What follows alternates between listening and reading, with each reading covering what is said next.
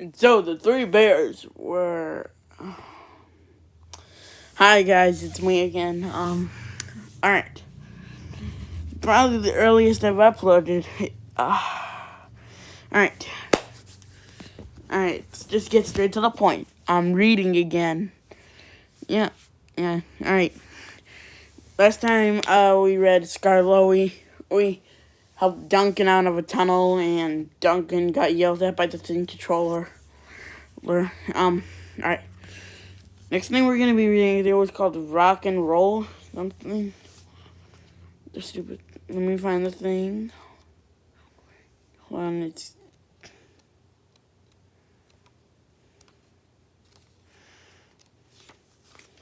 Hold on, guys. I'm trying to find it real. Alright, Rock and Roll. This one is called.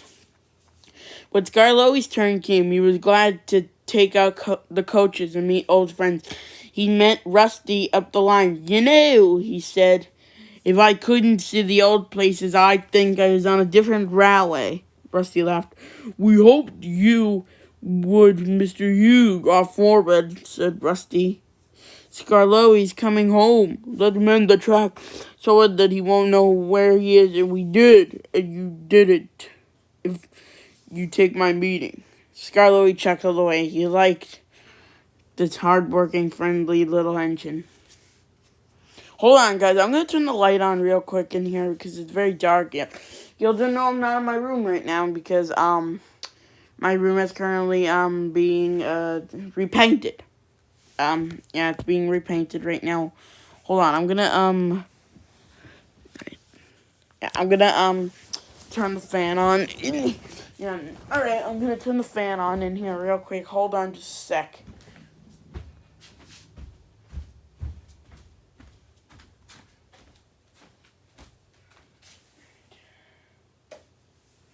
There we go. Alright. Oh, no. Okay, I don't want to knock you guys down. Alright. Get back. Get back. You know me like that. Please don't copyright me for that. Please.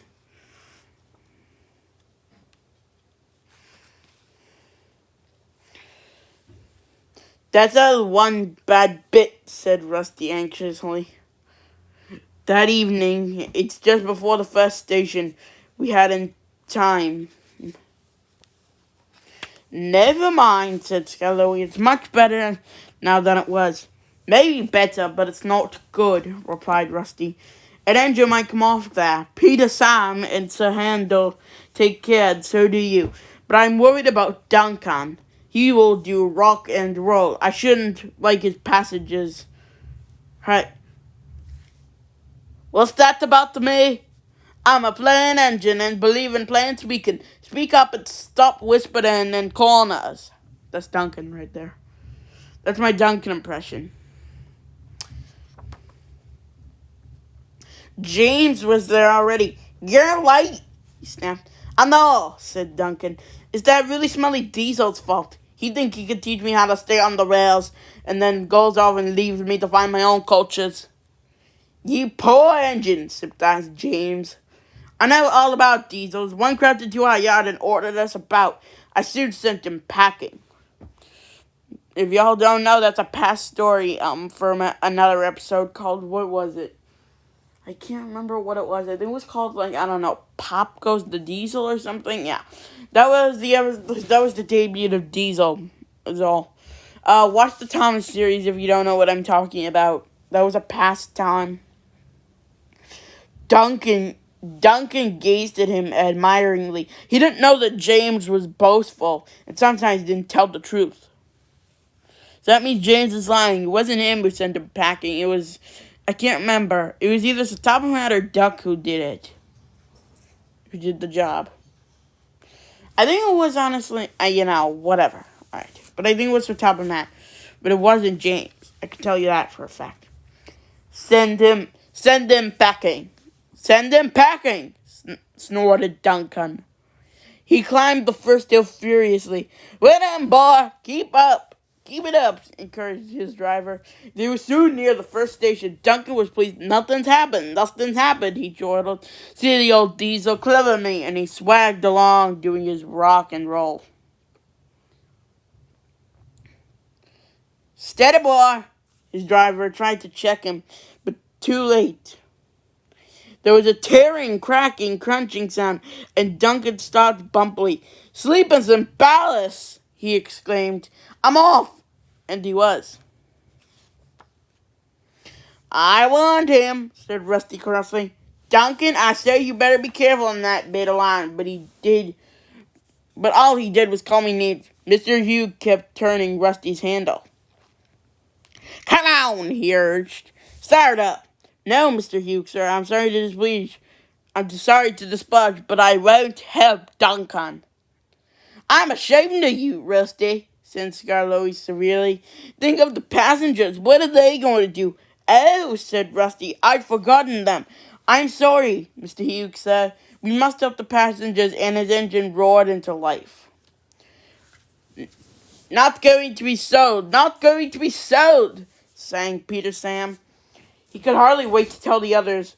He told them about the television as well.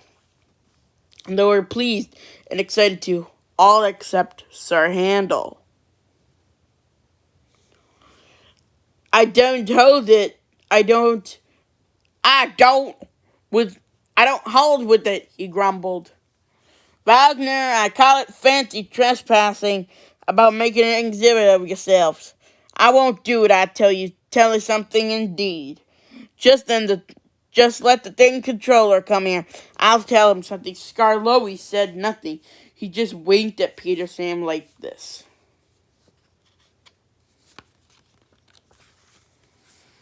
But the next day, the thing controller did come to explain about the television. Sir Handel kept it strangely quiet. Now, said the thing controller at last, I want every engine to take part. I don't feel well, quivered Sir Handel. You poor engine, said the thing controller gravely. You can't stay in the shed. Sir Handel smiled broadly. And your driver and fireman shall take you to pieces. This will make you a very interesting picture, just what we need. Sir Handel's feelings were beyond words. Wow. I think he's trying to fake like what he did in that one story I read 2 days ago, Trucks. Sir Handel, when will you ever learn? That's that, said the thing controller. Now, Skarloey, will you take Angus, Ruth, Lucy, Jemima, and Beatrice? Yes, please, sir. I was hoping you would let me have them. Duncan shall have a good strain, while Rusty with Mr. Hugh and the men can show how we mend the line. Please, sir, what about me, sir? Asked Peter Sam anxiously. The thin controller smiled. You, Peter Sam, shall pull the special television train. Oh, sir, bummed Peter Sam in ecstasy.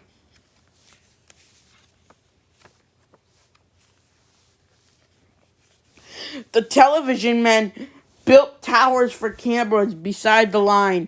They put cameras on Adia, too, and filled Gertrude with wires and instruments. Some trucks coupled behind carried aerials and generators. Everyone practiced hard. They still knew what they had to do. At last, the time came, and the announcer gave the signal. We're on air, puffed Peter Sam. And he rolled the heavy train to the shops where Sir Handel was being mended. Sir Handel did not enjoy their visit. We're on air, chanted Peter Sam. He trundles over the bridge near the middle station. Peep, peep, he whistled to Duncan. We're coming. The announcer talked to Duncan, and they puffed over the second bridge to the quarry siding, where Rusty, Mr. Hugh, and the men who were waiting to explain about their work. Soon they had to go. Peter Sam whistled Rusty in reply, and they clattered through the tunnel, rumbled over the viaduct near the waterfall, and rolled at last into the top station. The owner climbed down. We arranged the television, he said, to let everyone see our little old engine. We are proud of him. 95 years old and good as new. There's nothing like him anywhere. 3 cheers for Skarloey. Peep, peep, peep, whistle Peter Sam. I can't. Guys, I am reading too fast right now. And everybody joined in. Skarloey smiled. I'm glad to be home again. Thank you, sir. And all for your nice surprise. Now I'll surprise you. Listen, when I was mending to England, I found my twin. The owner stared. Is that really another engine like you? Yes, sir, chuckled Skarloey. There is another engine that came to be mended too, called Tylon. I don't know how to pronounce his name, so we'll just call him Tylon. When the workmen saw us together, they laughed and called us their little old twins. Tylon told me about his railway. It is a lovely. Oh, guys, I just knocked down a glass. It is lovely and called. Oh, it is a lovely one at town in Wales. Well, sir, they mended us both and sent us home, but I often think of Tylon. He's 95 years old, too, just like me. Please, please go to see him, all of you, and wish him dry reels and good running from Skarloey, his little twin.